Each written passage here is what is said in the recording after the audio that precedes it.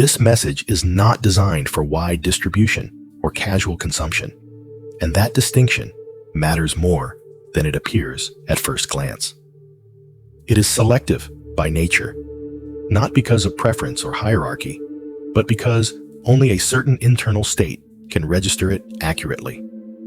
Many could hear these words and pass through them untouched, not because the message lacks power, but because timing governs reception more than content ever could. Timing here is not emotional, not based on mood, vulnerability, or coincidence. It is exact. Precision governs this moment, the same way gravity governs weight. If you are encountering this now, it is not because you were searching aimlessly, scrolling out of habit, or filling silence. It is because something within you had already begun to lean forward before your conscious mind caught up. The encounter itself is intentional. You were interrupted, not entertained. This is not passive listening. It is a disruption of momentum, a pause inserted into your trajectory at a specific point, because continuing without awareness would have carried consequences. There are moments that arrive softly and ask permission, and there are moments that arrive with authority and do not. This is the second kind. What you may have felt leading up to this was not curiosity, but pressure, and pressure is often misunderstood. Many interpret pressure as instability, anxiety, or personal weakness, something to manage, suppress, or rationalize away.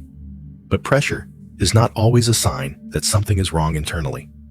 Often, it is the body's response to proximity, the sensation that occurs when movement is imminent, but direction has not yet been consciously chosen. Pressure increases when systems approach transition. It is not collapse, it is compression. The weight you have been carrying lately, the sense that something is tightening or narrowing, is not evidence that you are failing to cope. It is evidence that you are nearing a change significant enough that your internal structure is being recalibrated in advance. Nothing heavy arrives without resistance. Nothing meaningful shifts without friction. If nothing were changing, you would feel nothing at all. This is why dismissing this moment as background encouragement would be a mistake. Background noise does not interrupt you. It does not demand attention or create stillness. It does not slow your breathing or cause you to reread sentences because something feels precise rather than inspiring. Encouragement aims to lift mood. This aims to mark a boundary. There is a difference between motivation and recognition. Motivation tries to push you forward by appealing to desire. Recognition stops you by appealing to awareness. This moment is about recognition. Something has already been decided, not in a way that removes your agency, but in a way that establishes context. Decisions can be debated only while they are forming. Once they are finalized, discussion becomes irrelevant. You are not here to influence an outcome. You are here to become aware that an outcome exists and that your position relative to it now matters. That is why the sensation is not excitement, but clarity mixed with gravity. When people encounter moments that alter trajectory, they often mistake the seriousness for fear. But fear agitates. This steadies. Fear scatters attention. This gathers it. You may notice that your thoughts slow rather than race, that your impulse is not to react, but to pause. That pause is not hesitation. It is alignment beginning to occur. There are countless messages designed to affirm, reassure, and soothe. This is not one of them. Reassurance belongs to uncertainty. This belongs to finality. Not finality as an ending, but finality as a line crossed after which returning to the previous state is no longer possible. Irreversibility is uncomfortable because it removes the illusion of endless options, but it is also stabilizing because it replaces ambiguity with direction. This moment does not ask how you feel about it. It does not wait for consensus. It simply reveals that the environment you have been navigating is changing and that awareness is now required. You have not stumbled into this by accident. Passive consumption leaves no imprint. Intentional interruption does. Something in you was ready to be interrupted, because continuing on autopilot would have kept you functioning but misaligned. Autopilot preserves systems. Interruption recalibrates them. This is why the timing feels personal without being emotional. Precision often feels intimate because it meets you exactly where you are, not where you pretend to be or where you hope to arrive. Exact timing removes excuses. It arrives when rationalizations are exhausted and when continuation without adjustment would become destructive. This is not a warning meant to frighten. It is a signal meant to orient. Signals are neutral. They only become threatening when ignored. The pressure you feel is not pushing you away from stability. It is pushing you toward coherence. Internal instability feels chaotic and fragmented. This feels focused, even if heavy. That distinction is critical. One drains energy, the other concentrates it. Concentration always precedes movement. Before something changes direction, it gathers force.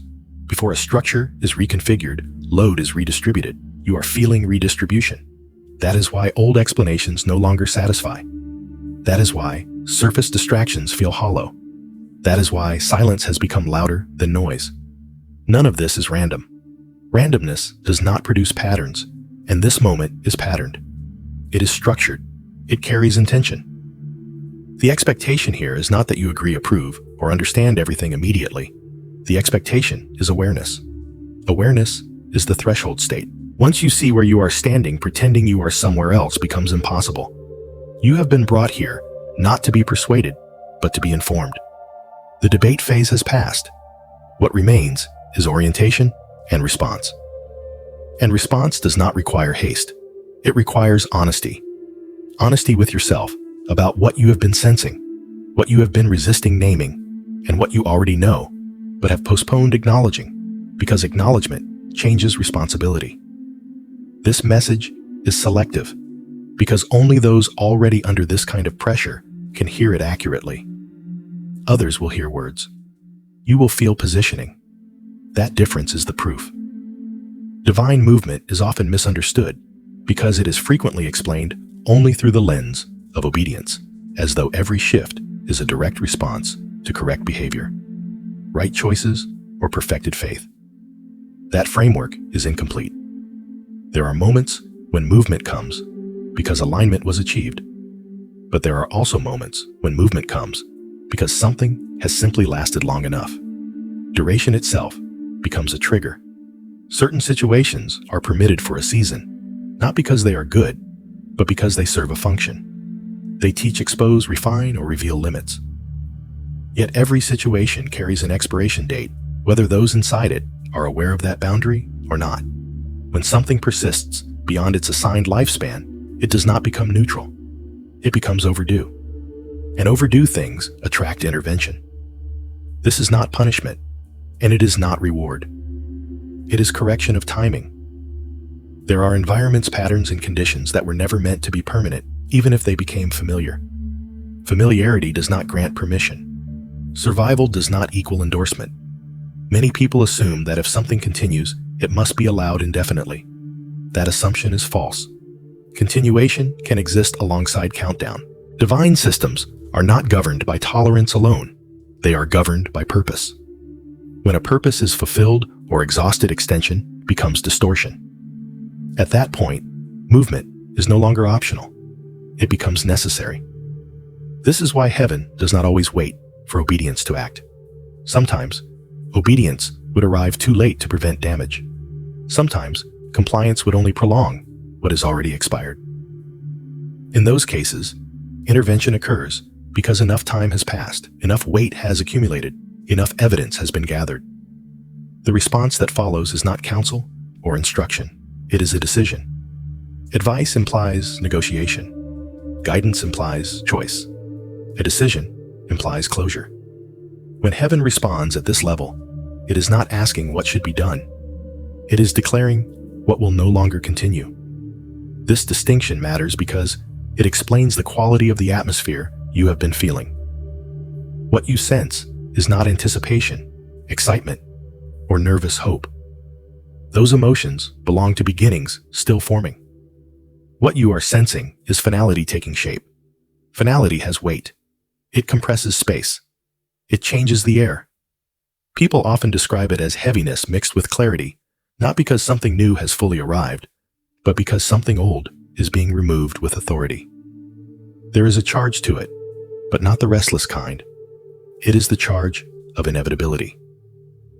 Anticipation feels like leaning forward. Finality feels like being held in place while the ground shifts beneath you. This is why your nervous system has been alert without panic, why sleep feels lighter, why distractions no longer fully distract. Your system recognizes that a boundary is being enforced. When a season is ending, because its time has run out, the atmosphere changes before the circumstances do. Decisions register before outcomes manifest. This is why you may feel as though something has already concluded internally, even while external details remain unresolved. That internal closure is not denial or dissociation. It is synchronization with a decision that has already been made at a level beyond negotiation. People often expect divine movement to feel encouraging, uplifting, or emotionally affirming. But decisions that end things rarely feel that way. They feel sober. They feel still. They feel heavy because weight is being lifted and redistributed simultaneously. Something is being removed, and removal always alters balance. The heaviness you feel is not resistance from heaven. It is the atmospheric consequence of authority being exercised. Authority does not shout. It settles. It does not rush. It concludes. This is also why attempts to interpret this moment through the lens of personal performance feel unsatisfying. You may have searched your behavior, your faith, your choices, trying to locate the exact action that triggered this shift, and found no clear answer. That is because this moment was not triggered by a single act. It was triggered by accumulation. Accumulation of endurance. Accumulation of unanswered strain.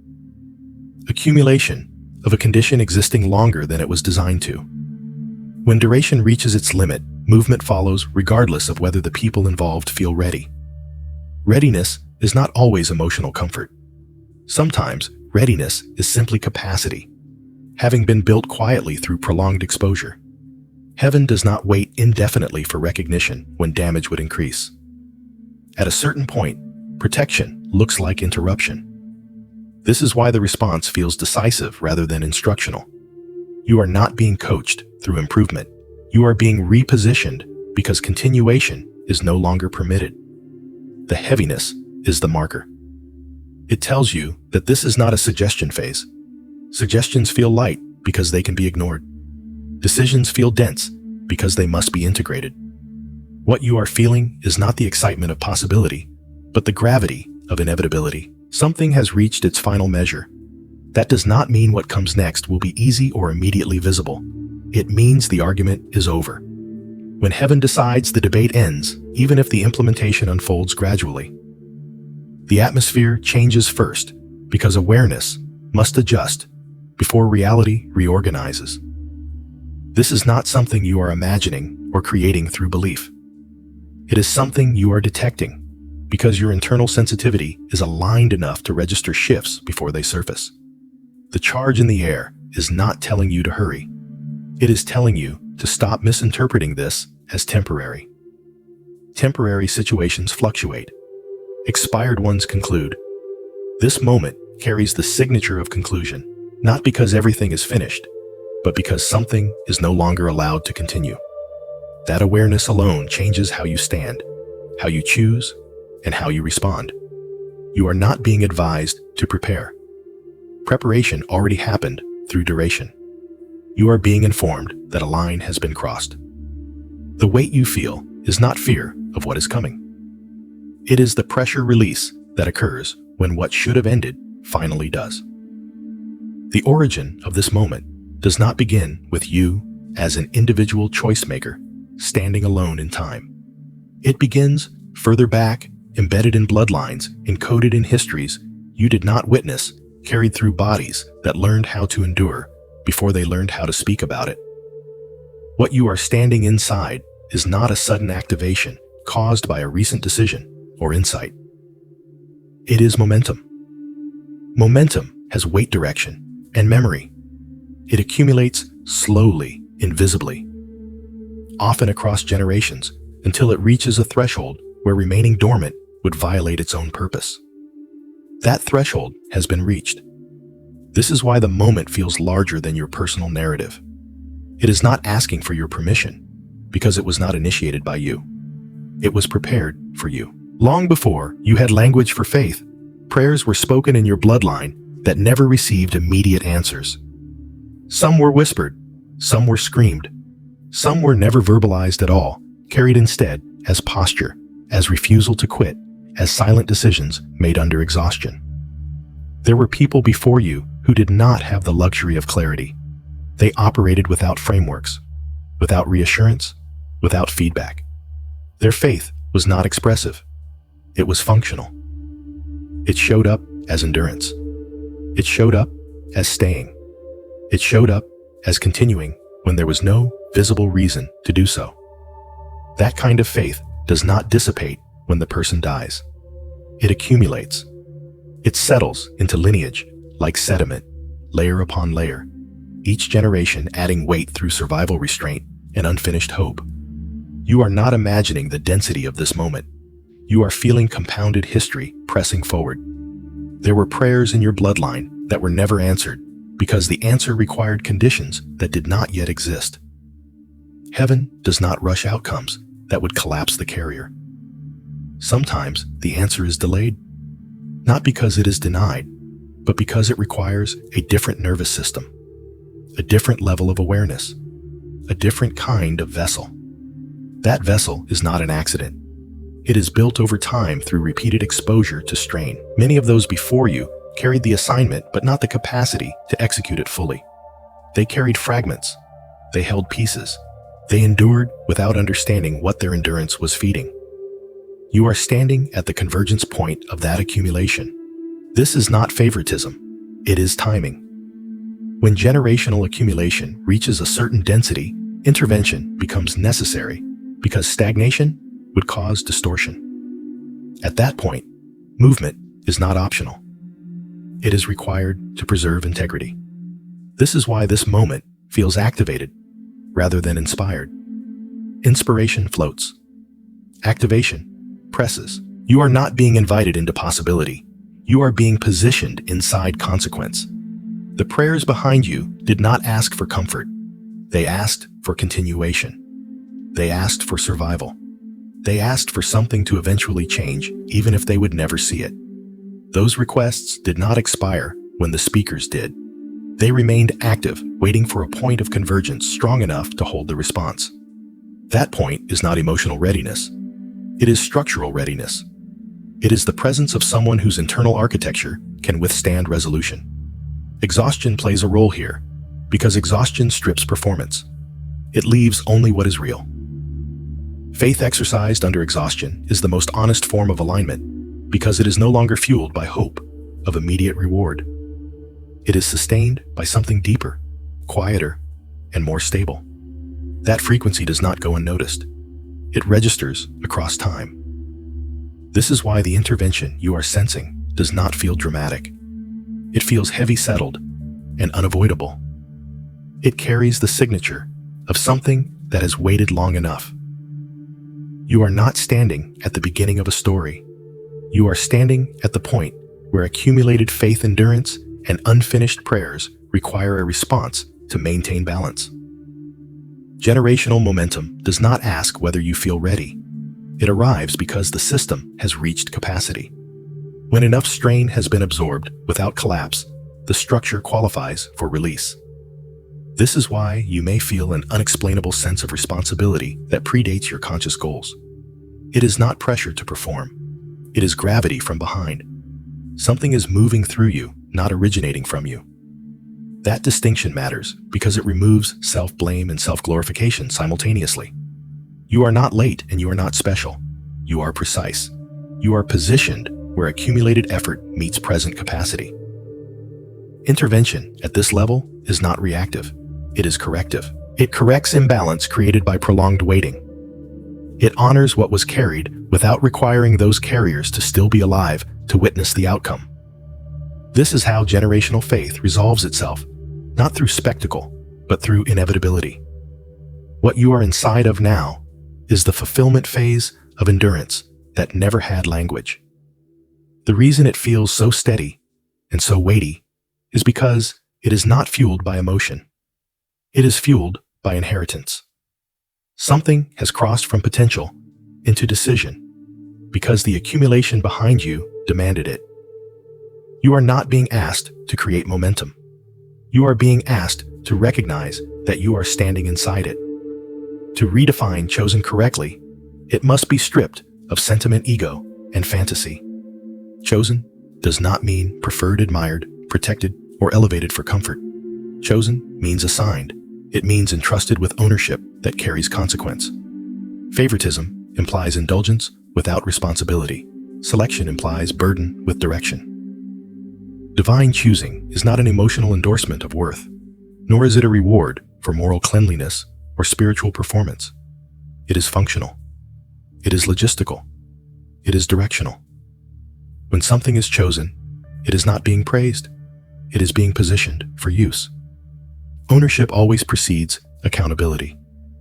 What is chosen must answer for what it carries. This is why being chosen does not feel like privilege once understood correctly. It feels like weight. It feels like inevitability. It feels like being unable to walk away from a role you did not volunteer for, but are structurally built to fulfill. Divine selection is not affirmational, because affirmation soothes identity. Selection activates responsibility. Heaven does not choose to make someone feel special. Heaven chooses to move systems, correct trajectories, and resolve accumulations that have exceeded their tolerance. When one individual is selected, it is rarely about that individual alone. It is about reach. It is about leverage. It is about restructuring patterns that cannot be altered from within their existing configuration. Families are systems. Bloodlines are systems. Trauma, silence, loyalty, fear, and survival. Behaviors are all transmitted structurally, not emotionally. To change a system, intervention must enter through a node capable of absorbing disruption without disintegrating. That node is what gets called chosen. Not because it is loved more, but because it can carry more without collapsing. Selection often targets the one who has already been shaped by contradiction, strong enough to endure pressure, flexible enough to change direction, aware enough to not confuse assignment with identity. Perfection would actually disqualify someone from this role. Perfection is rigid. It cannot adapt. It cannot absorb ambiguity. Capacity, on the other hand, is dynamic. Capacity includes failure, survived, grief, metabolized, confusion, navigated without bitterness, and responsibility carried without applause. Capacity is proven, not claimed. This is why divine selection often bypasses the most visibly devout, the most articulate, or the most morally impressive. Those qualities may inspire others, but they do not necessarily rewire systems. Systems change when someone inside them behaves differently under the same pressure. That difference creates friction. Friction exposes fault lines. Exposure allows reconfiguration. Choosing one individual frequently serves as a pressure point through which an entire family system is forced to confront what it has normalized. This is why chosen individuals often feel like anomalies within their own lineage. They do not fit cleanly into inherited roles. They sense misalignment early. They resist certain patterns instinctively without being able to explain why. Their presence alone destabilizes unspoken agreements, not because they are confrontational, but because they do not unconsciously comply. Divine selection is directional because it moves toward an outcome that already exists in design. The individual is not being asked to invent the destination, only to carry the trajectory. This is why choice precedes clarity.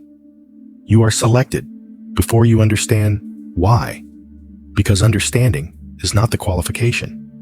Endurance is. Ownership with consequence means that what you do and what you refuse to do carries disproportionate impact. It means neutrality is no longer neutral. It means avoidance has ripple effects. It means growth is no longer optional, because stagnation would damage more than just you. This is why the chosen often experience accelerated pressure. Pressure is not punishment, it is calibration. The system must know how much weight you can bear before entrusting you with more influence. Divine selection also redefines suffering. Pain is no longer random. It becomes formative. Loss becomes instructional.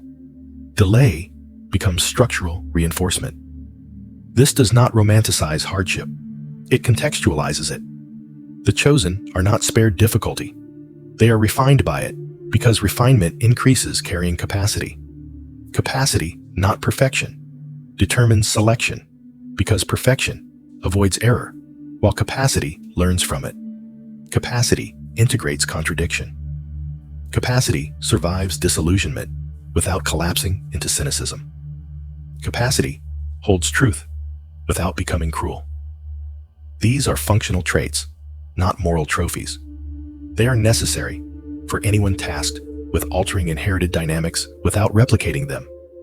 Selection also comes with isolation, not as a test of loyalty, but as a necessity for differentiation. To restructure a system, you must first step out of its unconscious rhythms. That separation is often misunderstood as rejection or pride, but it is neither. It is preparation. When the chosen returns, whether physically, emotionally, or energetically, they return, altered enough to shift the equilibrium simply by existing differently. This is how one individual can serve an entire family line without ever delivering a speech or issuing a command. Their regulated presence rewrites what is possible. Divine selection is not a title you announce. It is a function you discover through consequence. It becomes evident when your decisions carry more weight than expected, when your growth provokes reactions disproportionate to your actions, when your refusal to repeat patterns feels disruptive to those invested in their continuation. These are not signs of ego. They are signs of assignment.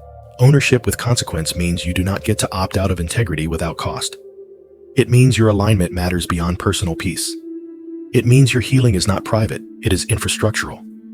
This is why being chosen does not inflate identity. It humbles it. You realize quickly that the role is larger than your comfort, larger than your preferences, and larger than your timeline. Favoritism would protect you from consequence. Selection exposes you to it because consequence is the mechanism through which systems change. To be chosen is not to be elevated above others. It is to be positioned where your capacity can serve something larger than you without destroying you in the process.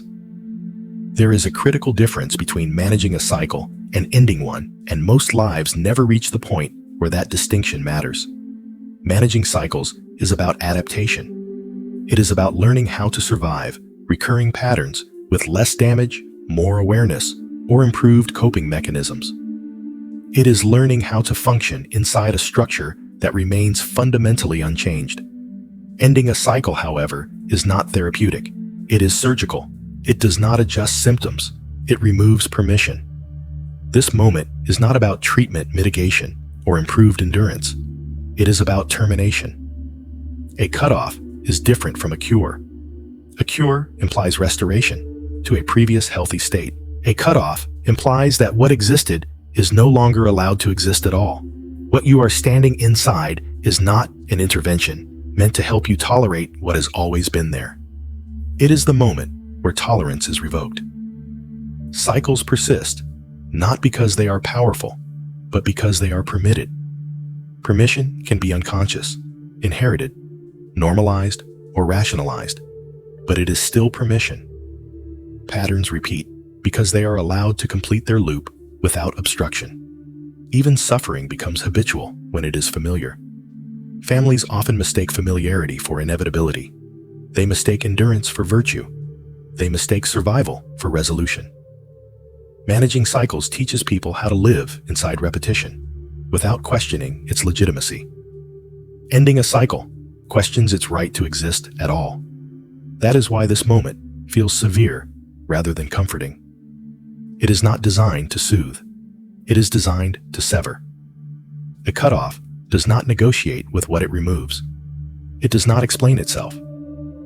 It simply declares that continuation is no longer an option. This is why the pressure feels different. Treatments feel hopeful and incremental. Cutoffs feel decisive and heavy. Patterns that were once normalized are losing permission, not because they suddenly became visible, but because they exceeded their lifespan. Every pattern has a window of allowance. That window is not moral, it is functional. Some cycles are tolerated because they produce resilience, adaptation, or awareness. Others are tolerated because no alternative carrier was ready to absorb the disruption required to end them. When that readiness appears, tolerance ends. This is not judgment of the past. It is a boundary for the future.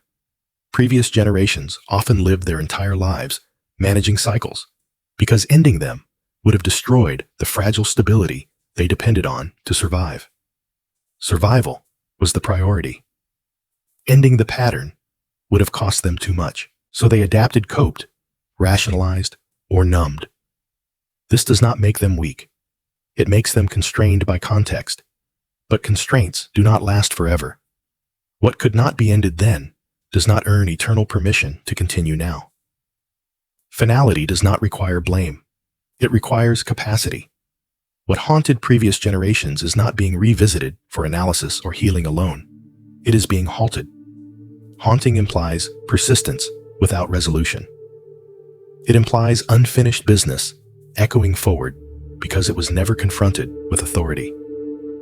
Authority is what ends hauntings. Not force, not intensity, but legitimacy. A pattern ends when it is no longer recognized as having a right to operate. This is why this moment does not feel like growth in the way self-improvement does. Growth adds, ending subtracts. It removes pathways, excuses, and fallback options. It collapses loops that once offered familiarity. This can feel destabilizing because familiarity, even painful familiarity, provides orientation. When a cycle ends, orientation must be rebuilt. This is why cutoffs often coincide with disorientation, loss of appetite for old narratives, and intolerance for behaviors that once felt manageable. The nervous system knows, before the mind articulates it, something is no longer available. Managing cycles teaches regulation. Ending cycles demands renunciation. Renunciation is not emotional rejection. It is structural refusal. It is saying without drama that this pattern does not pass through me. That refusal does not require confrontation with every person who embodied the cycle. It operates internally first. The lineage changes direction because the carrier changes response. What haunted previous generations was allowed to continue because no one could hold the cost of stopping it without collapse. Ending a cycle requires someone who can withstand the vacuum left behind when the pattern is gone. Cycles fill space. When they end, space opens. That space can feel terrifying because it is undefined. But undefined is not unsafe. It is simply unoccupied. This is where new structure forms. Finality means there is no return to management as a fallback.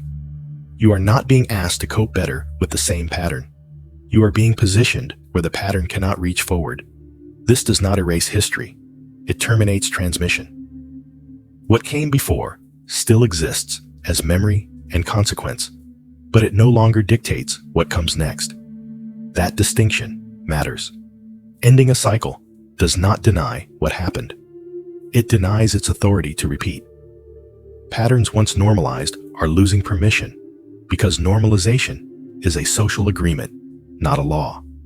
Agreements can expire, especially when they no longer serve survival, but actively undermine it. There is a quiet but unmistakable shift when finality arrives.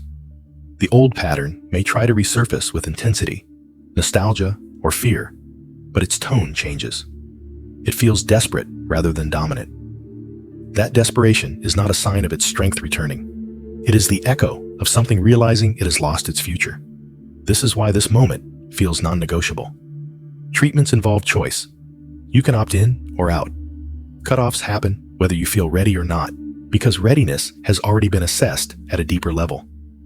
Finality does not ask permission from the conscious mind. It informs it. This is why the sensation is not excitement, but gravity. Gravity pulls things into alignment without asking whether they like the direction. What haunted previous generations often operated through silence denial or unspoken loyalty. Ending it does not require breaking silence with accusations. It requires breaking continuity. Continuity is broken when behavior changes under identical pressure. The pattern expects a familiar response. It does not get one. Over time, it starves. Not from confrontation, but from irrelevance. This is why this moment is a cutoff, not a treatment.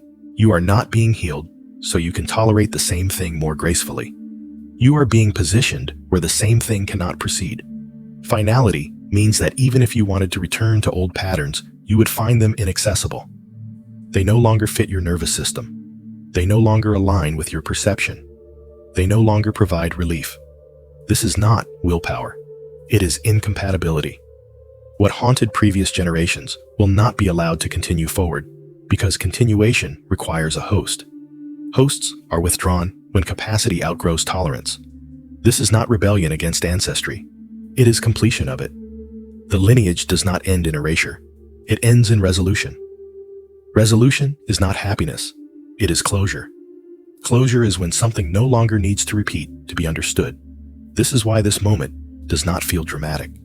It feels settled, even if it is intense. Treatments fluctuate. Cutoffs lock. Once crossed, there is no debate about whether the pattern returns. It cannot.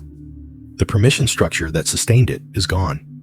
What remains is the work of living forward without carrying what was never meant to survive this far. Seasons do not pause, and they are not extended by intensity, sincerity, or desperation. They expire. Expiration is different from interruption. An interruption implies continuation once conditions improve. Expiration implies that the function itself has concluded and cannot be resumed, no matter how convincing the appeal. This is the distinction most people never learn because they spend their lives negotiating pauses, delays, and setbacks, assuming that persistence alone can reopen what time has already closed. A season ending is not the same as momentum slowing. It is not a temporary stillness awaiting renewed effort. It is a structural conclusion. Once a season expires, the mechanisms that once responded to effort, prayer, explanation, or endurance no longer activate. Not because those actions are wrong, but because they are irrelevant to what no longer exists. Effort has power only within the lifespan of a season. Prayer has leverage only when the appointment is still open. Explanation matters only when continuation is still permitted. When a season ends, these tools do not become ineffective in general. They simply no longer apply to that context. This is why expired seasons feel confusing to those still exerting force. The usual strategies stop producing feedback. The silence deepens. The resistance hardens. Not because something is wrong, but because something is finished. Divine timing is not governed by urgency. Urgency is a human response to fear attachment or perceived loss. Appointment is a structural decision made independent of emotion. An appointment exists whether or not anyone feels ready. It arrives whether or not circumstances appear ideal. It concludes whether or not participants agree. This is why divine timing often feels misaligned with human expectations. Humans escalate effort when they sense loss approaching, assuming intensity can override structure. But appointments are not persuaded. They are observed. A season's authority does not come from how much was invested in it, but from why it existed in the first place. Once its function is complete, continuation would not be mercy. It would be distortion. This is why closure here is absolute, not symbolic. Symbolic closure is psychological. It helps people process endings while leaving the door emotionally ajar. Absolute closure is structural. It removes the door entirely. There is no reopening, renegotiation, or reinterpretation. What ended cannot be revived because the conditions that required it no longer exist. This does not invalidate what happened within that season. It honors it by refusing to drag it beyond its purpose. Many people mistake unanswered prayer for delayed response, assuming that persistence will eventually unlock resolution. But when a season expires, prayer does not go unanswered. It goes unactivated. The request no longer matches an active context. This is why continuing to pray the same prayers after expiration feels heavy rather than hopeful. The weight is not resistance, it is finality. Explanation also loses power after expiration. During an active season, clarity can realign, participants restore cooperation, or extend engagement. After expiration, explanation becomes a form of bargaining. It is an attempt to justify continuation by proving understanding, but understanding does not renew permission. Seasons are not extended because someone finally comprehends the lesson. The lesson was the byproduct, not the condition. The appointment was always fixed. Effort behaves similarly. In active seasons, effort compounds. It builds momentum, credibility, and capacity. In expired seasons, effort drains. It produces fatigue without progress. This is not because effort is failing, but because it is misapplied. Pushing against expiration is like trying to harvest after the field has been cleared. The labor continues, but nothing grows. Divine timing governed by appointment means that beginnings and endings are decided outside of emotional negotiation. This is difficult for those who equate faith with persistence alone. Persistence is not faith when it resists closure. Faith recognizes when obedience shifts from holding on to letting go. Closure being absolute does not mean it is cruel. It means it is clean. Symbolic endings leave residue. Absolute endings create space. That space may initially feel like loss because identity often forms around seasons. Roles, relationships, callings, and narratives anchor self-perception. When a season expires, identity destabilizes not because the person is failing, but because the structure supporting that identity has been removed. This destabilization is not a sign that something went wrong. It is evidence that the ending is real. Absolute closure does not ask for acceptance. It enforces transition. This is why divine endings often feel abrupt in hindsight, even if they were slow in arrival.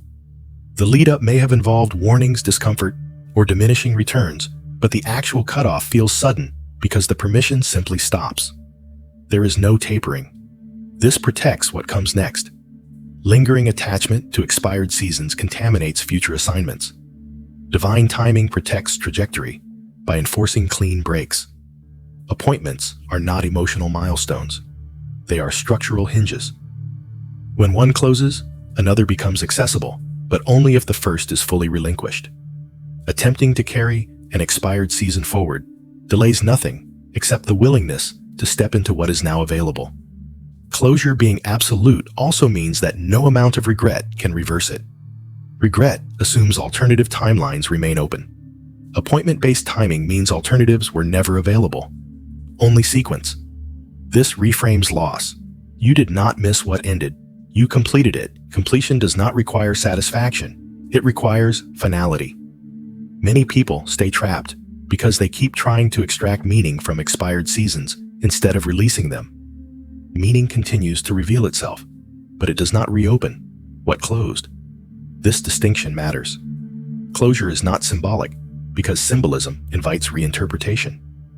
Absolute closure invites redirection. It does not need to be dramatized or announced.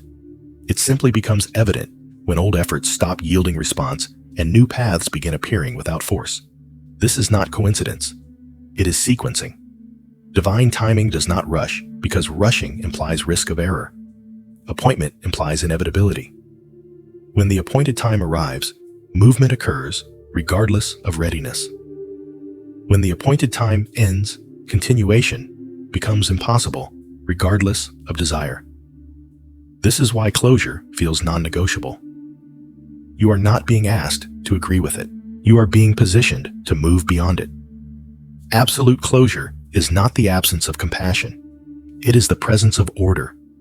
Order protects continuity by refusing stagnation. Seasons expire because their purpose has been fulfilled or exhausted.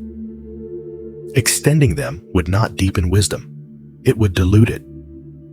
What comes next requires different conditions, different posture, and different capacity. Carrying expired seasons forward would interfere with that transition. This is why effort, prayer, and explanation lose power here. They belong to a chapter that has already ended. The silence you feel is not abandonment. It is the sound of a door that no longer exists. What remains is not emptiness, but reorientation. Once you stop trying to reopen what expired, you begin to sense what has already been appointed. The transition between old and new structures is never experienced as clean replacement. It is experienced as suspension. Suspension is the space where former authorities no longer govern, but future authorities have not yet asserted operational control. This is why disorientation is not a symptom of failure, but a consequence of accuracy. When you are no longer ruled by what once directed you, yet not fully housed within what will the nervous system loses reference points. The rules that once predicted outcomes stop working. The behaviors that once produced provision stop yielding response. The internal compass spins because it was calibrated to a jurisdiction that no longer applies. This is not confusion caused by weakness. It is confusion caused by jurisdictional shift. Disorientation is the felt experience of standing between authorities. Authority structures do not overlap indefinitely. When one relinquishes control, there is always a threshold where governance is unclear. In that threshold, identity destabilizes because identity is shaped by what governs you. Provision destabilizes because provision follows jurisdiction. Governance destabilizes because command structures change. These three never shift independently.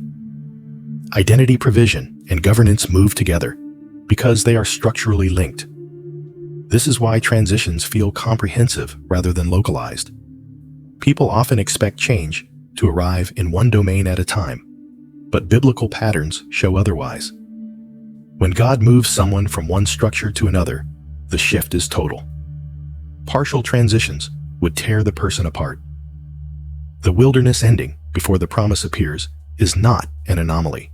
It is the pattern. The gap is not a mistake. It is the mechanism that prevents contamination. If the promise appeared while wilderness governance was still active, it would be misused, misunderstood, or destroyed by outdated instincts. The wilderness ends first. Then there is space. Then the promise emerges. This space is where most people panic and attempt to resurrect old structures out of fear.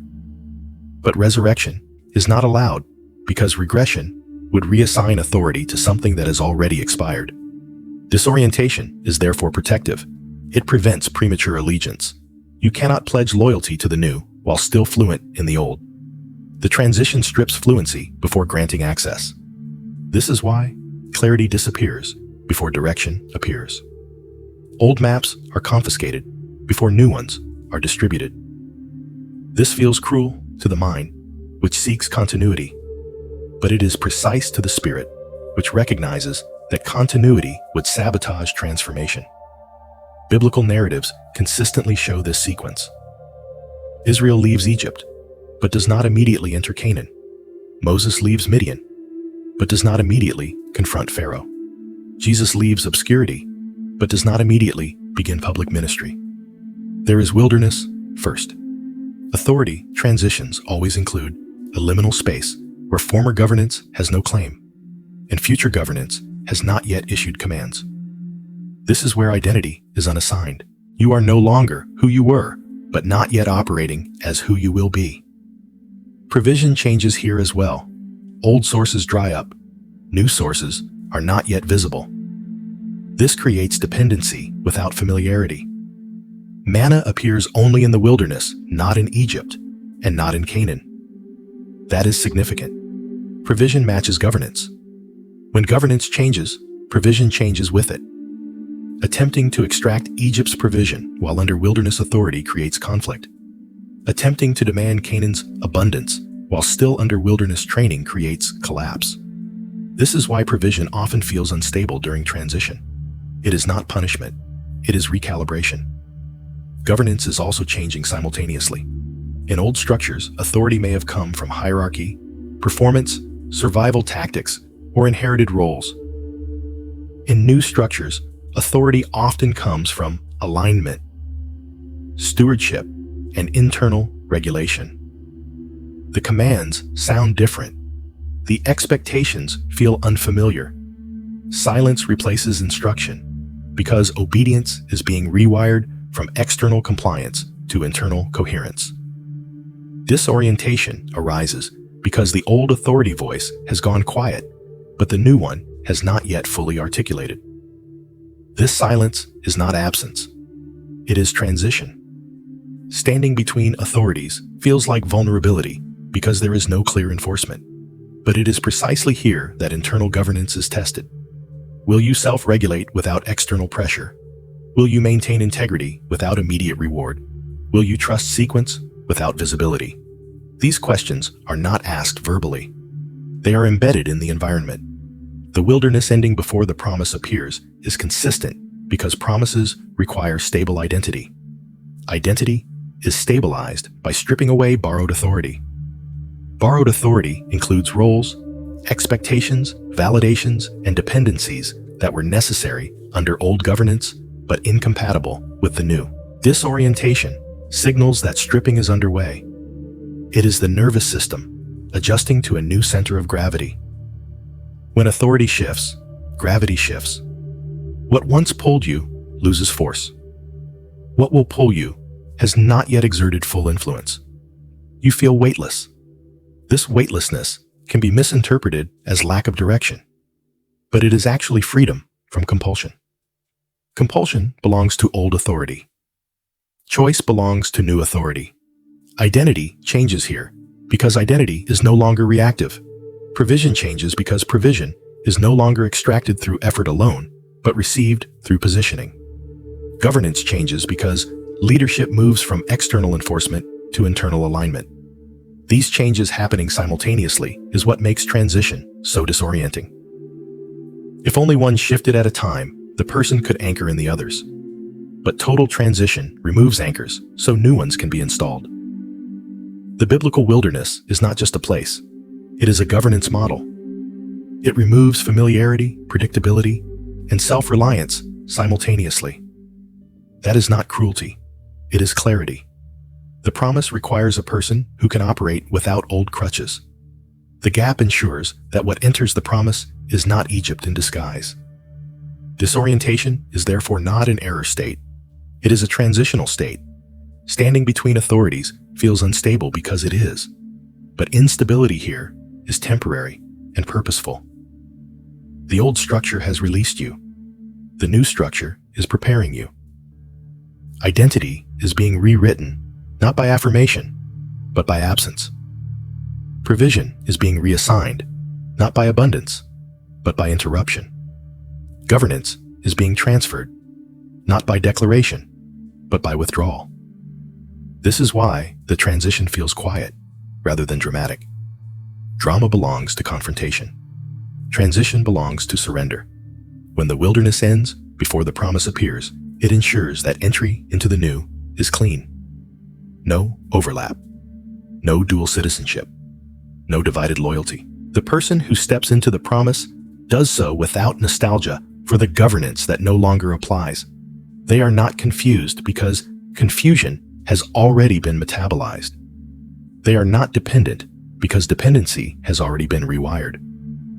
They are not reactive because reactivity has already been exhausted. Identity provision and governance shifting together is not coincidence. It is coordination. Heaven does not remodel one room at a time while the house is occupied. It evacuates, restructures, and then invites re-entry. The discomfort you feel is not because something is wrong. It is because something is reorganizing at a level deeper than explanation. Standing between authorities is uncomfortable because you are accountable to a future you cannot yet see, and released from a past you can no longer obey. That tension produces disorientation, but it also produces readiness. When the new authority asserts itself, it will feel strangely familiar, not because you recognize the environment, but because your internal structure will finally match the external demand. That is when orientation returns, not as nostalgia, but as coherence. Pressure is not the signal of opposition the mind assumes it to be. Resistance feels loud, chaotic, and obstructive, but pressure is different. Pressure is intimate. It only exists where proximity exists. You are never pressed by something distant. You are never compressed by something irrelevant. Pressure happens when two realities are close enough to interact, when what is forming begins to occupy the same space as what already exists. That is why pressure is evidence of nearness, not rejection. If nothing were approaching, there would be no compression. If no transition were underway, there would be no strain. The intensity you feel is not life pushing you away. It is life pressing in, narrowing the distance between what has been forming and what is about to appear. This is why pressure often increases right before change becomes irreversible. Birth imagery explains this with brutal honesty. No child enters the world quietly. There is contraction, tension, strain, and pain, not because something is going wrong, but because something is going right. The body does not collapse during birth. It concentrates. All energy moves toward one outcome. Pain is not the enemy of emergence. It is the mechanism that forces transition. Without contraction, nothing moves forward. Without pressure, nothing crosses thresholds. Birth pain does not mean death is near. It means life is. Collapse feels like disintegration. But birth pain feels like intensity with direction. That distinction matters. What you are experiencing has direction. It is not random suffering. It is focused strain. Intensity is measured. It is applied with precision. Too little pressure and nothing changes. Too much and damage occurs. The fact that you are still functioning, still aware, still present, means the pressure has been calibrated, not unleashed. Nothing of weight enters reality quietly. Because weight requires space, and space is made by force. Even creation itself began with separation, with tension between light and darkness, with waters being pushed apart. Reality shifts through forceful reordering, not gentle suggestion. The idea that meaningful change arrives softly is comforting, but false. What matters announces itself through disturbance. Pressure is the announcement. It tells you that what is forming has mass. Light things drift in unnoticed. Heavy things alter environments. When something substantial approaches, systems must adjust. Old supports strain. Old limits protest. This feels like resistance, but it is actually accommodation. Your internal systems are adjusting to carry more than they have before. Pressure exposes capacity. It reveals where reinforcement is needed and where weakness has already been fortified. That is why pressure often feels personal. It presses exactly where growth is occurring. Birth does not hurt everywhere it hurts, where expansion is required. The intensity is not punishment. It is targeting. Measured pain ensures successful emergence. Unmeasured pain destroys. The fact that the pressure comes in waves, that it builds and releases, that it intensifies and then stabilizes, is evidence of intention. Collapse is chaotic and final. Birth pain is rhythmic and purposeful. One ends life, the other delivers it. You are not being crushed, you are being narrowed. Narrowing is necessary for passage. Nothing wide passes through a narrow gate without compression. Pressure reduces you to what is essential, so that what emerges is not cluttered with what cannot survive the next environment. This is why pressure often strips distraction, tolerance, and excess. The system prioritizes survival of what matters. Intensity forces honesty. It removes the luxury of avoidance. It brings everything into the present moment, because transition cannot be negotiated from a distance. Nothing of consequence enters reality quietly, because silence would allow delay. Loudness forces attention. Pain forces movement. Pressure forces decision. The closeness you feel is not threat, it is imminence. Something is near enough to change you. That nearness is uncomfortable, because proximity dissolves illusion. There is no space to pretend when pressure is applied. Birth pain does not ask permission. It does not wait for understanding. It simply moves the process forward. The intensity you are feeling is not a sign you are failing to cope. It is a sign that the process is advancing. Pressure is not resistance trying to stop you. It is reality, rearranging itself to let something through. Prayer and obedience are not the same instrument, even though they are often treated as interchangeable. Prayer is communication. Obedience is translation. Prayer moves heaven. Obedience moves earth. Many cycles survive prayer because prayer alone does not always confront the structure that sustains them. Prayer can soften hearts, bring awareness, release mercy, and hold space for change. But certain patterns are not maintained by ignorance or emotion. They are maintained by permission. As long as permission remains intact, cycles adapt, survive, and continue even under intense prayer. This is why some struggles respond to prayer with temporary relief, but never resolve. They were never waiting for emotion or appeal. They were waiting for alignment. Obedience is what removes permission. Obedience is not intensity of belief, volume of faith, or consistency of asking. It is action that agrees with a decision already made in heaven. When heaven decides, prayer may reveal the decision, but obedience is what enacts it. Until action aligns, the decision remains suspended above reality, true but unexpressed. Certain cycles do not fear prayer because prayer can coexist with contradiction. People pray while remaining in positions that quietly reinforce what they are asking to be removed. Obedience, however, collapses contradiction. It forces congruence. It brings behavior, posture, and direction into agreement with divine intent. That is why cycles shatter under obedience. They are not argued out of existence. They are displaced. Authority is released not to those who feel the most or speak the longest, but to those willing to stand where others withdrew. Standing requires cost. It requires remaining present when retreat would preserve comfort. It requires action when silence would protect reputation. Authority forms at the point of risk, not desire. Many prayed for change. Few were willing to embody it. Many asked for deliverance. Few were willing to move differently once the path appeared. Obedience exposes readiness. It proves capacity. It demonstrates that the individual can carry consequence without collapsing. That is why authority follows obedience, not prayer alone. Authority is trust. It is given to those who will act in alignment, even when the outcome is not yet visible. Obedience converts the unseen into the seen. It takes what has been decided and makes it irreversible.